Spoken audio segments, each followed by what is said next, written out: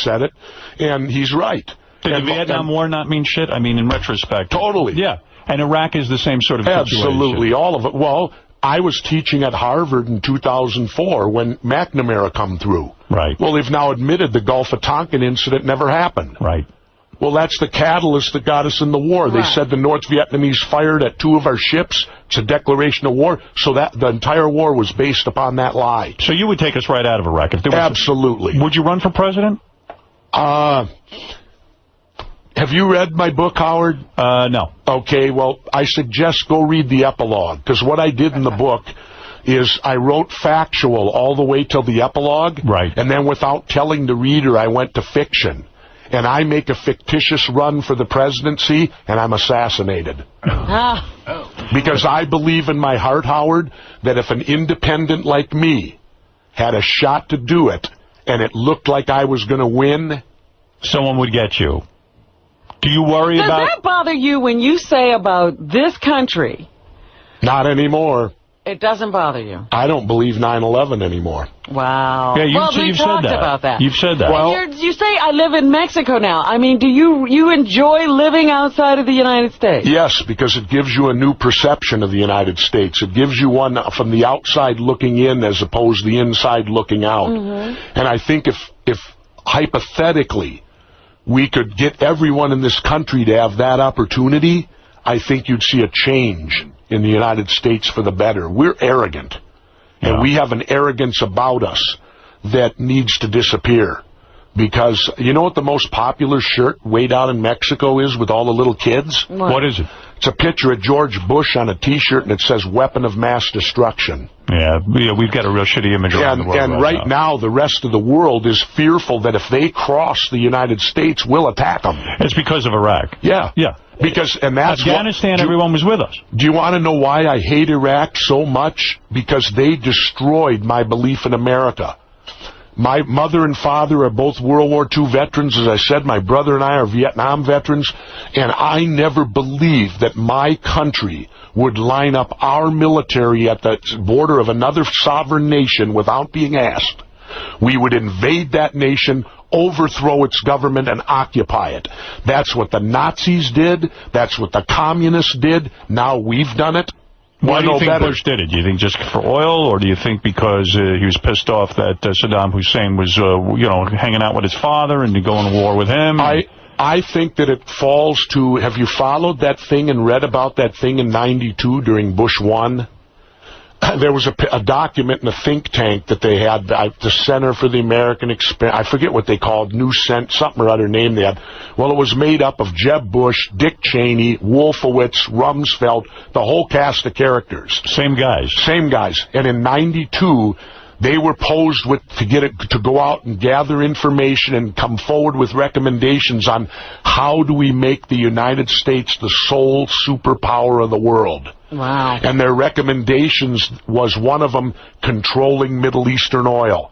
Because China and India are becoming industrialized. If you control Middle Eastern oil, you control them. Because of the oil factor. And by the way, now, the part that gets to me is that at the end in their summation, they list all the things required, but then they say right there, it'll take many, many years to implement this unless a Pearl Harbor type of event were to occur. And that happened. That would be in 9 years later, a Pearl Harbor, when you had Bill Clinton then. The problem was they were Bush 1, Clinton 1 then. So there was an 8-year hiatus, and then these jokers came in 2000, and a year later, we had a Pearl Harbor type of event. So what do you think? I find that a little bit more than coincidental. Yeah. So are you one of those guys that advocates that Bush should be put on trial for this? Not yet. But I think that the problem I have, Howard, is I was a member of UDT 12 for 3 years and SEAL Team 1 for 2. Now, do you know what UDT means? No. Underwater Demolition Team. Go ahead. In other words, I was trained by the best demo men this country has to blow things up. Right. How could those buildings fall at the rate of gravity with no resistance? They fell as fast as a billiard ball in a vacuum. How could there be no resistance, Howard? So you really feel the government? Well, How did Building 7 fall? 5 hours later, implodes into its own footprint? And I've talked this over with some of my teammates, and we all agree. There had to be something that assisted all of that. They could not come down like that. So do you have an exact scenario of what you think happened? No, I don't. But I mean, right, you just think... No, I don't. Right. All I'm doing... Well, there's more questions that are unanswered. Like, did you know today, and you can go to the website, the Department of Justice has never charged Osama bin Laden. Right. Wow. Now, shouldn't he be indicted? We went to war. They told us he was the cause. He admitted to it. No, he did not. He never admitted to it. He first went on Al Jazeera and said he had nothing to do with it. That tape they sent, you got to read that. That's a joke. He's talking about totally other things. All of a sudden, there's a garble mess. He comes back and explains the buildings will melt and collapse, just what they told us, and then it goes back to a different subject.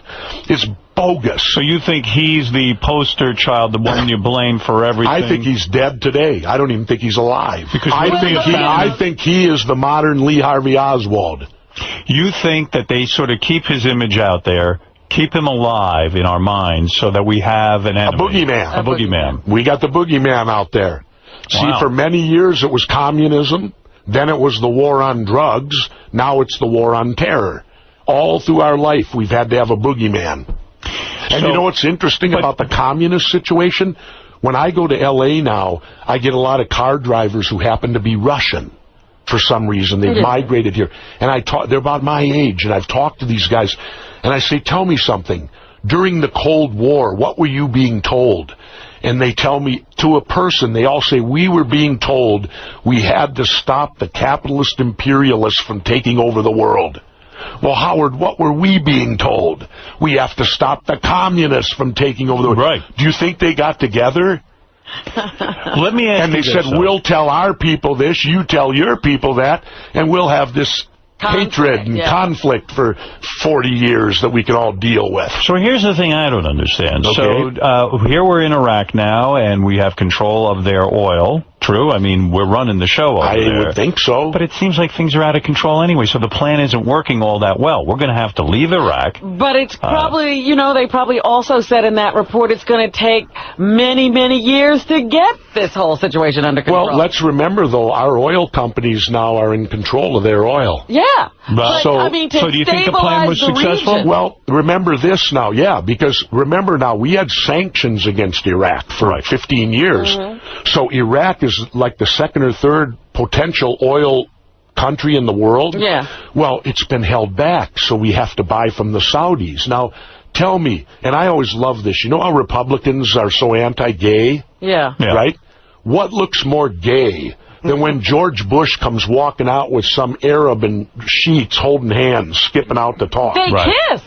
I don't know, but I've never seen that. Kiss. Oh, yeah. Really? Yes. Now, what looks more gay than that? I cannot imagine. I can tell you this, Howard. If I were the president, you'd never see that from me. And I'm not anti-gay. I know you're not. I can't imagine, though. I've listened to what you said, though, and I got to tell you something. I would have a hard time wrapping my head around the fact that George Bush, who certainly is not the best president in the world, I do not believe that he would be that evil to attack his own country, to be involved in an attack on his own country on a building. I don't believe that of the man. Well, I honestly don't. Okay, well, let me read this for you a moment, Howard. Okay. I got something to read, and I'm going to ask you who said it. Okay. And tell me if it does not apply to the United States since 9/11. All right, go ahead. Here we go. This is a quote. Naturally, the common people don't want war, but after all, it is the leaders of a country who determine the policy. And it is always a simple matter to drag people along, whether it's a democracy or a fascist dictatorship, parliament or a communist dictatorship.